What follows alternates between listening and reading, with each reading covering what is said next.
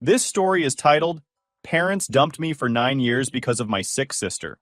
When they finally tried to reconnect, I pretended not to know them. Hey everyone, we put a lot of time and effort into finding these stories to keep bringing you the best content. If you enjoy what we do, it would mean the world if you hit that subscribe button. Your support really makes all the difference and keeps this journey going strong. Thanks so much for being here with me. Now let's start the video.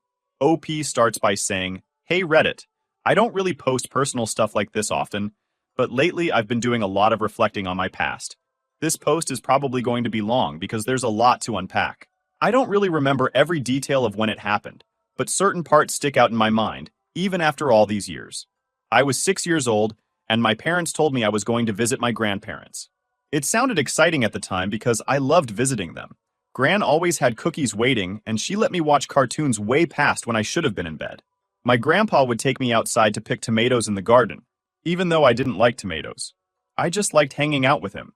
So when they said I'd be staying there for a little while, I didn't think anything of it.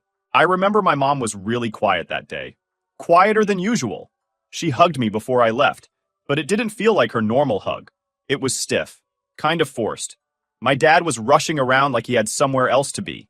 He barely said goodbye when he dropped me off. He didn't even come inside. He just kind of waved as he drove off. At the time, I thought maybe he was just in a hurry. It's funny how little kids don't see the bigger picture. I didn't realize I'd been abandoned. Not yet. At first, I kept asking Gran when my parents were coming back. She'd smile and say, Soon, sweetheart. I think she really believed that at first. I think we all did. But then days turned into weeks, and weeks turned into months. Gran eventually stopped giving me answers. She just looked sad whenever I asked. Grandpa, who was usually so cheerful, started shaking his head and muttering under his breath whenever my parents came up. The real explanation came from my uncle. My uncle is my dad's younger brother, and he's always been the kind of person who tells it like it is. No sugarcoating. I was playing in the backyard when he came over one day. He sat me down on the swing set and told me, as gently as he could, that my parents weren't coming back. Not for a while, anyway. They think it's best for you to stay here, he said. I didn't understand. Why would it be best for me to stay here? Why weren't they coming back? He tried to explain that my sister was sick and that my parents needed to focus on taking care of her. Even at 6, I knew that didn't feel right. Why couldn't they take care of both of us? Why couldn't I go back home? He didn't have answers for that, and I could tell he was mad at my parents, though he didn't say it outright.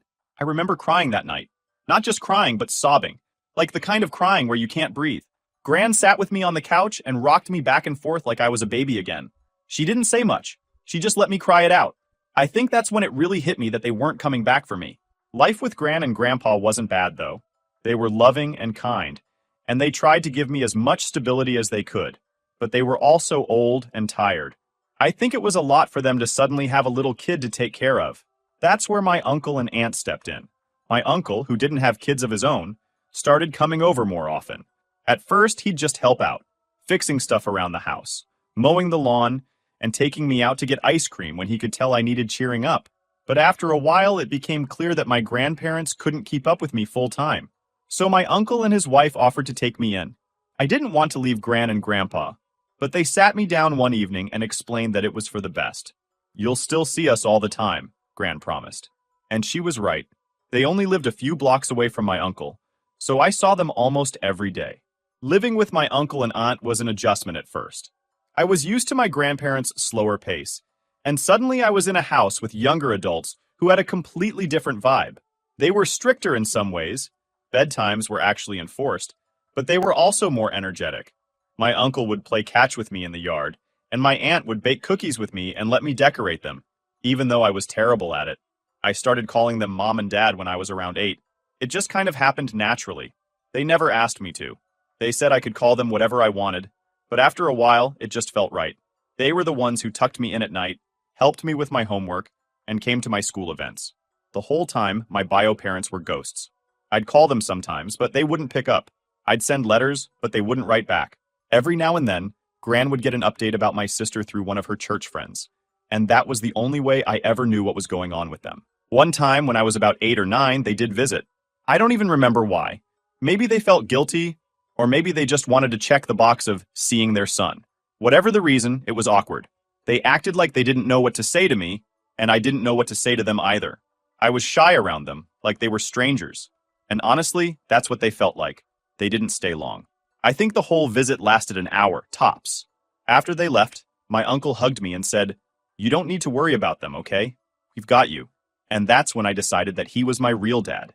My bio parents might have brought me into the world, but they weren't the ones raising me. Looking back, that drop-off at my grandparents' house was probably the most defining moment of my childhood. It's the moment my life split in two. The life I thought I'd have with my bio parents, and the life I ended up having with my uncle and aunt. I'm grateful for them every single day. But I'd be lying if I said that abandonment didn't leave some scars. By the time I was about 9, I had stopped asking about my bio parents as much. Not because I didn't care. I mean, they were my parents, right? But because asking never led to anything. I'd bring them up, and my grandparents would just get quiet. My uncle and aunt, though they tried to stay neutral, couldn't hide their frustration either. I guess I just got tired of the same non-answers. At first, I still tried to reach out to them. I'd send letters with little updates about school, like, "I got a gold star on my spelling test," or "We're learning about dinosaurs," and T-Rex is my favorite. Looking back, they were probably the kind of things a little kid would think their parents would love to hear, but they never wrote back. Not once. I'd sit by the mailbox for days after sending something, hoping maybe this time they'd reply. Eventually, I just stopped waiting. When I was around 10, I had this old flip phone my uncle gave me. It didn't have games or anything cool on it, just basic calling and texting, but I loved it because it made me feel grown up.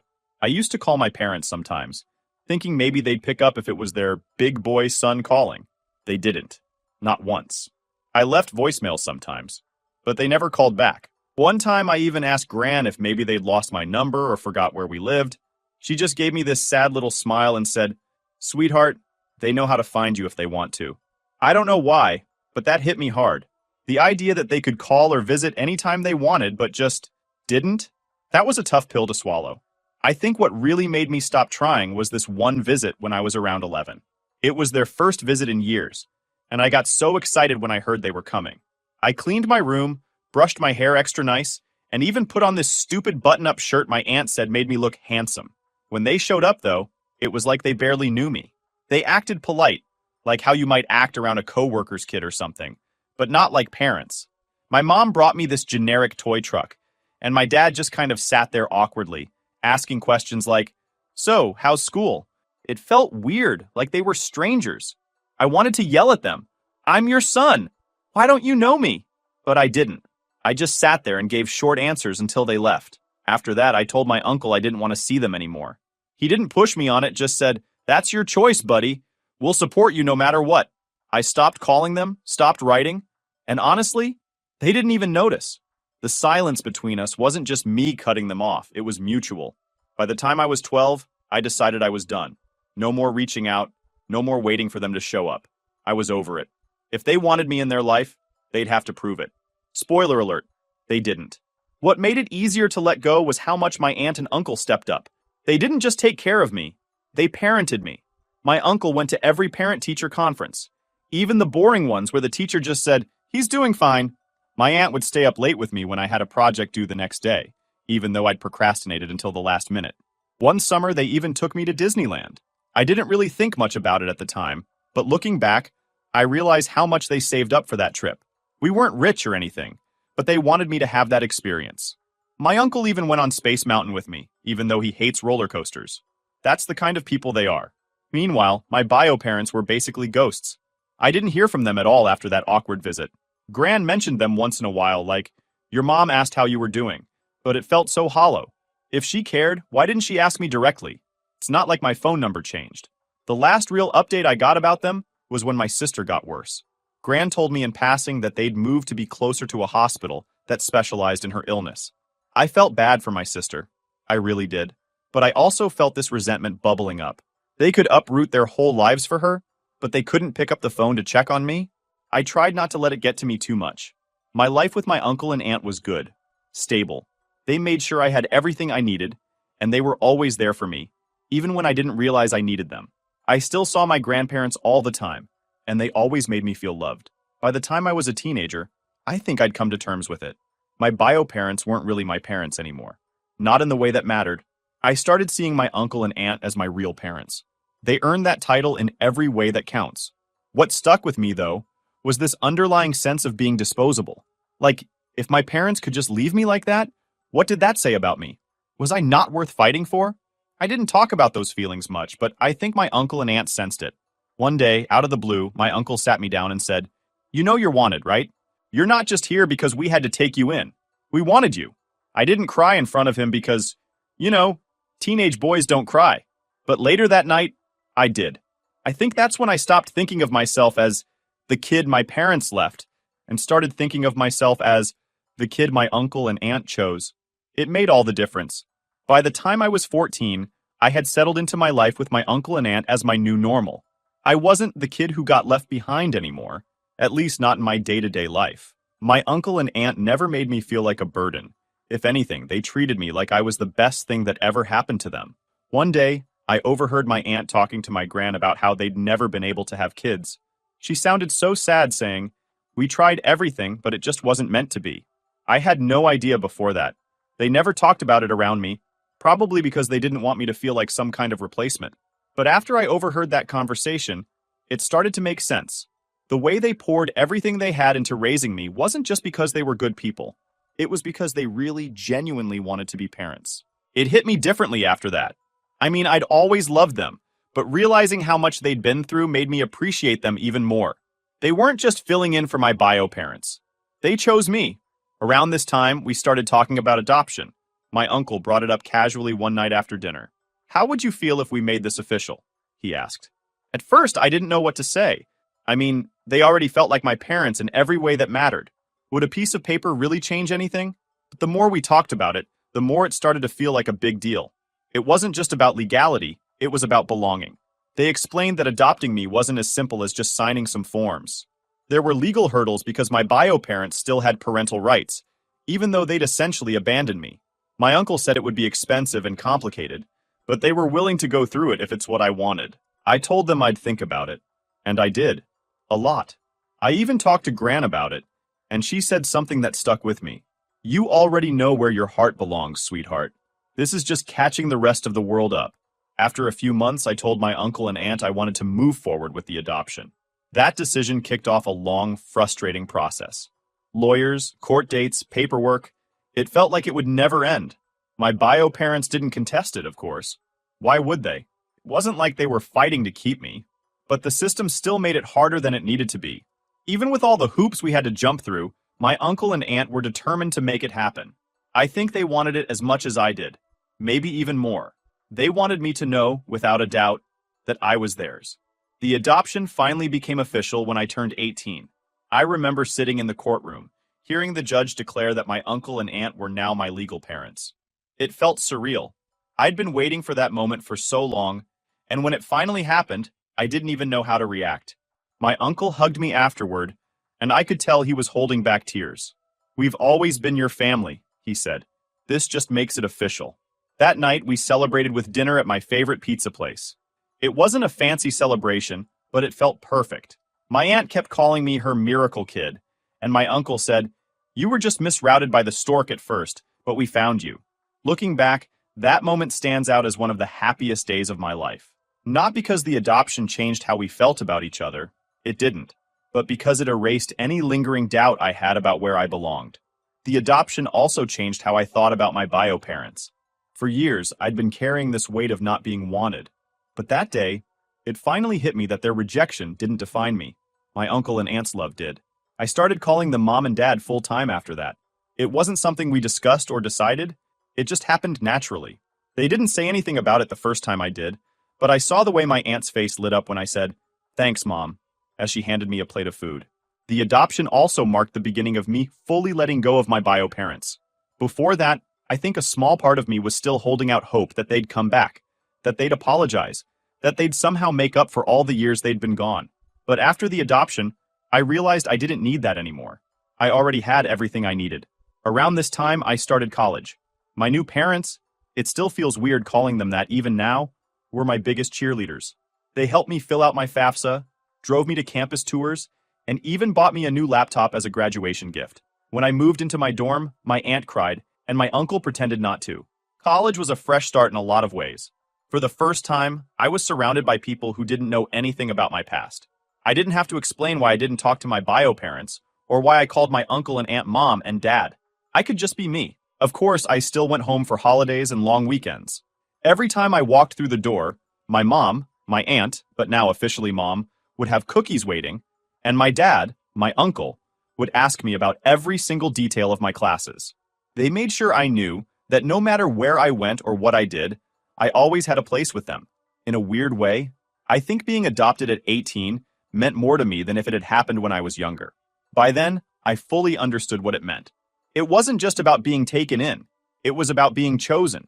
My uncle and aunt didn't just take care of me out of obligation, they went out of their way to make me part of their family. That's something my bio parents never did. I was 20 when my sister passed away. It was late November, right after Thanksgiving. I hadn't seen or spoken to her in years, so hearing the news hit me in a way I wasn't expecting. I didn't cry, but it was like a weight settled in my chest that I couldn't shake. Gran was the one who told me. She called one evening and said, "Sweetheart, I need to tell you something. Your sister passed away last night." Her voice was steady, but I could tell she was holding back tears. Gran had always stayed in touch with my bio parents more than I did, mostly because of her church circle. She'd hear updates about my sister through mutual friends, and sometimes she'd pass them on to me, but I never asked for details. I didn't know how to feel. Part of me wanted to grieve for her because she was my sister, but the truth is, I barely knew her. She was 14 when I was sent away, and by the time I was old enough to really remember her, I'd already been out of the picture for years. The memories I did have were faint, like flashes of moments we shared as kids. Playing tag in the yard, her braiding my hair for fun, even though I hated it, and her yelling at me for breaking her favorite doll. Those were the memories I clung to when I thought about her. But the reality was, she grew up without me, and I grew up without her. Gran told me the funeral would be in 2 weeks. She wasn't pushy, but I could tell she thought I should go. "It might give you some closure," she said softly. I told her I'd think about it. The next week I wrestled with the decision. I didn't want to see my bio parents, but I also felt like not going would be wrong. My sister didn't deserve to be ignored just because I had problems with them. In the end, I decided to go, but I made it clear to my parents, through Gran, that I didn't want to talk to them. I showed up at the funeral late and slipped into the back row of the church. It was a small service, mostly family, and a few of my sister's friends. My bio parents were in the front, and even from the back, I could see how broken they looked. My mom kept dabbing at her face with a tissue, and my dad just stared straight ahead like he was in a daze. I didn't feel anything when I looked at them. No anger, no sadness, nothing. They were just two people I used to know. The service itself was short and quiet. The pastor talked about my sister's life, her strength, and how much she meant to the people who loved her. I sat there, feeling out of place. I didn't belong in that room, surrounded by people who knew her so much better than I did. When the service ended, I slipped out before anyone could stop me. I didn't want to get cornered by my parents or have some awkward conversation with relatives I hadn't seen in years. I just walked to my car and drove away. I thought that would be the end of it, but of course it wasn't. A few days later, my bio parents called my uncle. I guess they wanted to talk to me, but I told him to tell them I wasn't available. I didn't care what they had to say. They'd ignored me for years, and now they suddenly wanted to reconnect? It felt too convenient. Gran wasn't thrilled with my decision. She thought I should at least hear them out, but she didn't push me. She's always respected my boundaries when it comes to them. In the days that followed, I felt this weird mix of emotions. I wasn't sad for my parents. I couldn't be, after everything. But I did feel a sense of loss for the relationship I could have had with my sister. She was the one person who might have understood what I went through, and now she was gone. My uncle and aunt were amazing during this time, as they always are. My mom, my aunt, but she's mom to me now, kept checking on me, asking how I was feeling. My dad, my uncle, didn't say much, but he gave me these reassuring pats on the back whenever he saw me. They knew I wasn't grieving in the traditional sense, but they also knew this wasn't easy for me. What surprised me most was how much I thought about my sister after the funeral. I found myself digging through old photo albums, looking for pictures of us as kids. There weren't many, just a handful of us playing in the backyard or sitting together on Christmas morning. But those few pictures felt precious, like proof that we'd once been a real family, even if it was only for a little while. I also thought a lot about the life she must have had.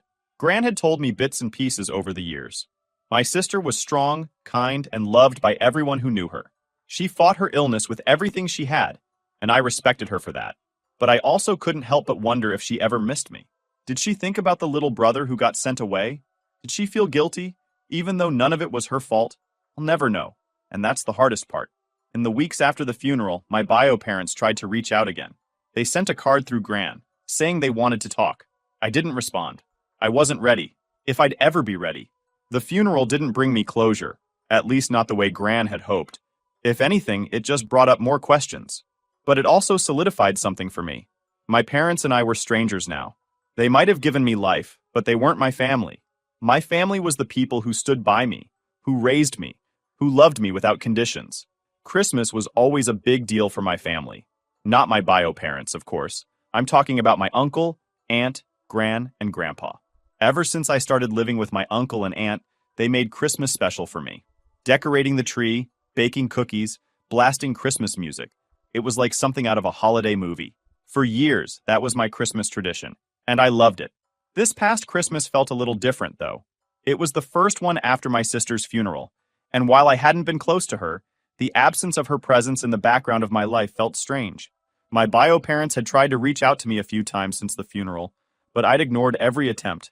I figured they'd get the hint eventually. That night, I went to midnight mass with Gran, which was something we always did together. My aunt and uncle didn't usually come. They weren't really church people, but Gran loved the tradition, and I liked spending that time with her. It was one of those quiet moments where everything feels peaceful, and for a while it felt like the weight of everything that had happened was lifted off my shoulders. That peace didn't last long. About halfway through the service, I felt someone sit down behind us. At first, I didn't think much of it, but then I caught a whiff of my mom's perfume. It's funny how smells can trigger memories. For a second, I was a little kid again, sitting on her lap while she read me a story. But that memory was quickly replaced by anger. What were they doing here? I didn't turn around. I didn't want to see them, and I definitely didn't want to talk to them. I focused on the service, but I could feel their presence behind me the entire time. It was like they were trying to bore holes into the back of my head with their stares. When the service ended, I stood up to leave with Gran, but before I could take 2 steps, my mom was in front of me. "Hi, sweetheart," she said softly, like we were picking up a conversation we'd had yesterday. I froze. For a second, I didn't know what to do. Then without thinking, I said, "Sorry, do I know you?" Her face fell. I could see the shock and hurt in her eyes, but I didn't care. I was done pretending everything was okay. My dad stepped forward and said, "We're your parents." I shook my head. "My parents are at home," I said. Then I turned to Gran. "Are you ready to go?" Gran didn't say anything, but she gave me a little nod, and we started walking toward the door. My bio parents followed us, calling after me. "You really don't recognize us?" my mom asked. I stopped and turned around. "Oh, are you my dad's brother? I think I remember you from when I was little," I said, pretending to be confused. That was the final straw. My dad's face turned red, and my mom looked like she was about to cry. I felt a twinge of guilt, but it wasn't enough to make me stop. They had years to make this right, and they hadn't. Gran didn't say much on the way home. She just held my hand and squeezed it every now and then. I think she was proud of me for standing my ground, but she also knew how heavy the moment was for me. When we got back to the house, my aunt and uncle were waiting up for us. I told them what happened, and my uncle just shook his head. "They don't get to play the victim now," he said. "Not after everything." I went to bed that night feeling a mix of emotions. Part of me felt triumphant, like I'd finally stood up for myself in a way I never had before. But another part of me felt hollow, like maybe I'd crossed a line. A few days later, a letter arrived. It was from my bio parents. My aunt handed it to me with a look that said, "You don't have to read this if you don't want to." But curiosity got the better of me, and I opened it. The letter was long and emotional. They talked about how hurt they were by my reaction, how they'd only ever tried to do what was best for me, and how they'd always be my parents no matter what. They asked for forgiveness, saying they wanted to start fresh now that my sister was gone. I didn't respond. I didn't know how to. My family was divided on what I should do. Gran thought I was justified in how I handled it. "They made their choice a long time ago," she said. "Now they have to live with it." Some other relatives, though, thought I was being too harsh. "They're grieving," one cousin said. "Maybe this is their way of trying to make amends." But to me, it felt like too little, too late. Where were they when I was 8 and scared and confused? Where were they at my school plays, my birthdays, my graduation? They had their chance, and they blew it. The thing is, I don't hate them. I don't think I ever could. But I also don't feel like I owe them anything. They made their choice, and I made mine. For now, I'm focusing on the family that's always been there for me. My aunt and uncle, who raised me when my parents wouldn't. And Gran, who never stopped loving me. They're the ones who matter. After Christmas, things went back to normal, or as normal as they could be. I returned to school, buried myself in studying, and tried to push the awkward encounter at midnight mass out of my head. But my bio parents weren't done. About a week into January, another letter arrived. This one wasn't just emotional, it was almost desperate. My aunt handed it to me like she was holding a bomb, her eyes full of concern. "You don't have to read this," she said gently. But I did. I felt like I had to, even if it was just to see what they had to say. The letter was long, several pages, handwritten in my mom's neat script. She apologized, over and over, for what they'd done. She explained that they'd been overwhelmed when my sister got sick and had made decisions they thought were best for everyone, even if those decisions hurt me. She said they'd never meant to abandon me, but they didn't know how to juggle everything at the time. It sounded like excuses to me. They didn't know how to juggle everything? Plenty of families deal with tough situations without throwing one of their kids away like an old toy. The letter went on to talk about my sister's final years, how hard she'd fought, how much she missed me, and how she'd always hoped we could reconnect someday. That part stung. I'd spent so much time being angry at my parents that I never really thought about how my absence might have affected her. But then the tone shifted. My mom started talking about how, now that my sister was gone, they wanted to rebuild our family. She wrote that they loved me and missed me and hoped I'd give them a chance to make things right. The last line hit me the hardest. "No matter what you say or do, you'll always be our son." I put the letter down and stared at it for a long time. Part of me felt like they were trying to manipulate me, using my sister's memory to guilt me into forgiving them. But another part of me wondered if they really meant it. I didn't know what to do. I showed the letter to my uncle and aunt, who read it together in silence. When they finished, my uncle said, "It's your call, kiddo. But whatever you decide, we're here for you." Gran had a different take. "They made their bed, and now they want to unmake it because it's uncomfortable," she said. "Don't let them guilt you into anything you're not ready for." The thing was, I wasn't sure what I was ready for. On one hand, I didn't think I could ever forgive them for what they'd done. On the other hand, cutting them off completely hadn't made the hurt go away. For weeks, I carried that letter around with me, rereading it whenever I had a spare moment. I tried to imagine what it would look like to have a relationship with them again. Would it be awkward and forced? Or could we actually rebuild something meaningful? Eventually, I wrote them a response. It wasn't long, just a couple of paragraphs. I told them I appreciated their apology but wasn't ready to forgive them. I said I needed more time to process everything, and that I'd reach out if and when I was ready to talk. I didn't tell them I loved them. I didn't call them mom or dad. I just signed it with my name. When I sent the letter, I felt a strange mix of relief and sadness. Relief because I'd finally said what I needed to say. Sadness because I knew it wasn't the happy ending they were hoping for. A few weeks later, my mom wrote back. Her letter was shorter this time, but the tone was different. It felt less desperate, more understanding. She said she respected my decision and would wait as long as it took for me to be ready. She didn't push or guilt trip me. She just said she loved me and wanted me to be happy, no matter what that looked like. I haven't responded yet. Maybe I will someday, but for now, I'm focusing on the people who've always been there for me. My aunt and uncle, my real mom and dad, have done more for me than my bio parents ever did. They gave me a home, a family, and a sense of belonging. That's something my bio parents can't take away, no matter how much they try to reconnect. Gran says I handled the situation with more grace than she would have.